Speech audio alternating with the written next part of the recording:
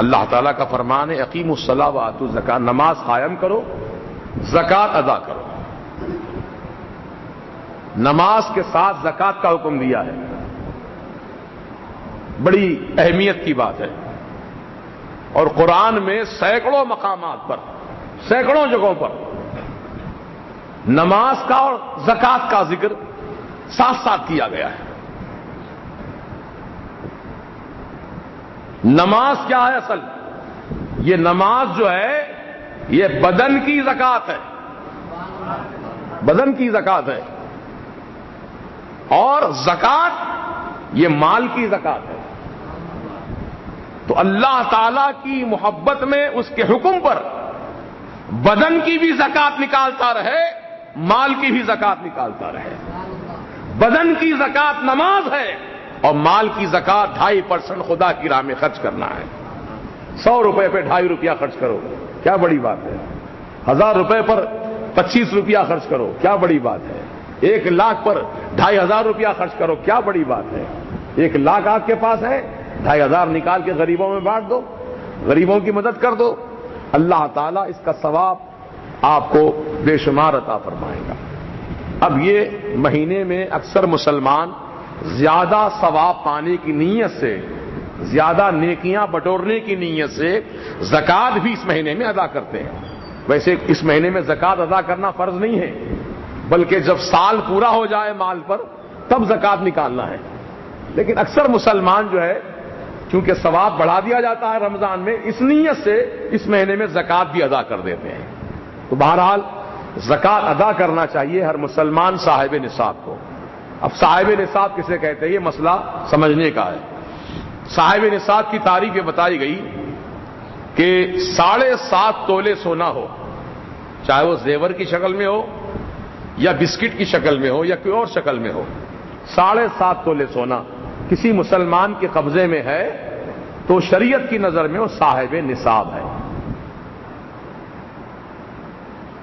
اگر کسی کے پاس سونا نہیں ہے، چاندی ہے، 52 تولے چاندی ہے، کتنی؟ 52 تولہ، 52 تولے چاندی ہے تو شریعت کہتی وہ بھی صاحب نصاب ہے۔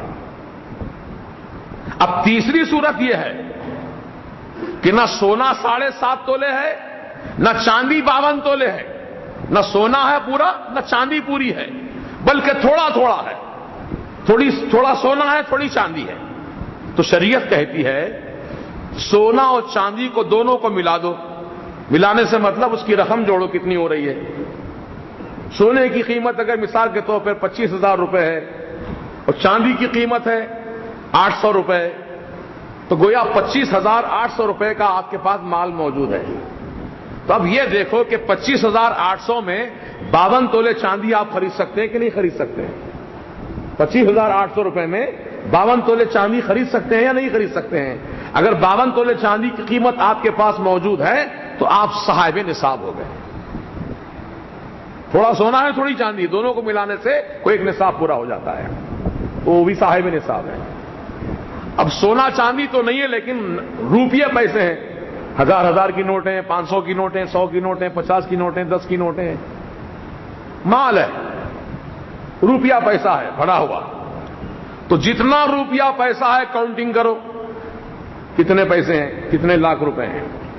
ہر 1 لاکھ پر 2500 روپے زکوٰۃ آپ کو ادا کرنا ہے۔ سونا ہے تو سونے کی قیمت جوڑ کر، اگر نقد پیسے ہیں تو نقد پیسہ جوڑ کر 2.5% کے حساب سے زکوٰۃ نکال دو۔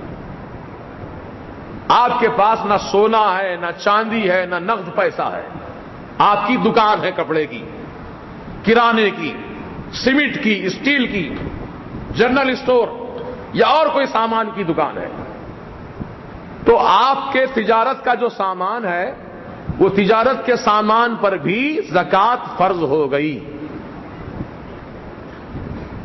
اب کاؤنٹنگ کرنا، مثال کے طور پہ دکان لگا کر 1 سال ہو گیا آپ کو، 1 سال ہونے کے بعد دکان میں کتنا مال موجود ہے، اسٹاک، وہ اسٹاک کا حساب کرو۔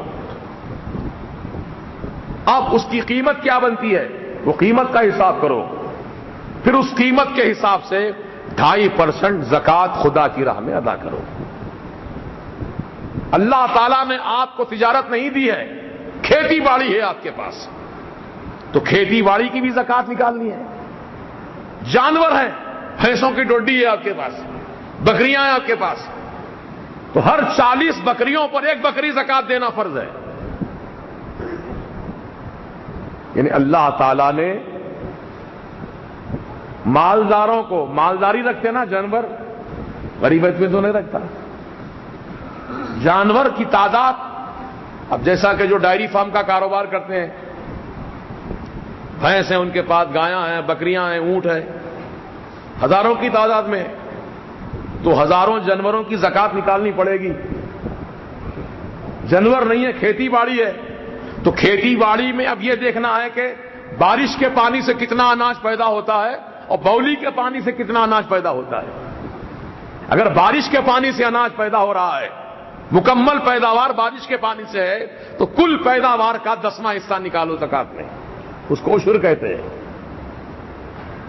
تو اس طریقے سے ہمارے دکن میں عام طور سے لوگ پیسے کی زکات نکالتے ہیں یا سونے چاندی کی زکات نکالتے ہیں، کھیتی باڑی کی زکات نہیں نکالتے ہیں۔ ورنہ یو پی، بہار چلے جائیے، بنگال چلے جائیے، وہاں کے مسلمان اتنے مسئلے مسائل سے واقف ہوتے ہیں کہ کھیتی باڑی کی بھی زکات نکالتے ہیں۔ جہاں لوگ مدرسوں کو، دینی مدرسوں کو نقد پیسہ دیتے ہیں، وہیں اناج کے تھیلے بھی پہنچاتے ہیں، صاحب یہ ہمارے کھیتی کا زکات ہے، یہ کھیتی کی زکات ہے۔ گیہوں دیتے ہیں، باجرہ دیتے ہیں، مکئی دیتے ہیں، اور جو ان کے پاس کھیتی میں پیدا ہوتا ہے اس کی زکات نکال کے مدرسوں کو پہنچاتے ہیں۔ میں نے دیکھا اپنی آنکھوں سے، یہاں پر وہ طریقہ نہیں ہے۔ کتنا اناج پیدا ہوتا، کہاں چلا جاتا ہے، کس کے پاس جاتا ہے، پتہ ہی نہیں چلتا ہے۔ اس کا حساب کتاب کرنا ہوگا بھائی۔ آپ دیکھیے ہمارے اخباروں میں روز آتا ہے کہ فلاں کسان خودکشی کر کے میں گیا۔ حکومت پر دباؤ ڈالتے ہیں اپوزیشن پارٹیاں کہ تمہاری حکومت میں اتنے کسان خودکشی کر لیے، اتنے کسان سوسائڈ کر لیے، اتنے کسان مر گئے کیونکہ کھیتی میں ان کے اناج ہی نہیں پیدا ہوا، بینک سے قرضہ لے کر بیج ڈالے تھے، کھیتی پوری جل گئی۔ یہ کیوں جل رہی کھیتی؟ کھیتی جلنے کا مطلب کیا ہے؟ کہیں نہ کہیں غلطی ہو رہی ہے جس کی وجہ سے کھیتی جل رہی ہے۔ اگر تم صحیح بن جاؤ، صحیح زکات کے دینے والے ہو جاؤ، خدا کی راہ میں مال خرچ کرنے والے بن جاؤ، تو خدا کی قسم نہ کھیتی جلے گی نہ کھیتی برباد ہوگی۔ چاہے سیلاب آئے، طوفان آئے، آندھی آئے، قحط پڑ جائے، اللہ پاک تمہاری کھیتی کو برباد نہیں کرے گا، کیونکہ میرے سرکار نے ارشاد فرما دیا، جس مال کی زکات ادا کر دی جاتی ہے اس مال کو نہ کوئی چور چرا سکتا ہے، نہ ہی اس کو آگ لگ سکتی ہے۔ تو مال کی زکات پوری طرح نکالو بھائی، اس میں کوئی رعایت نہیں ہے۔ جتنی آپ صحیح زکات نکالیں گے اتنی ہی زیادہ اللہ تعالیٰ برکتیں، رحمتیں، مغفرتیں آپ کو عطا فرمائے گا اور آپ کے مال و زر میں ترقی ہوگی۔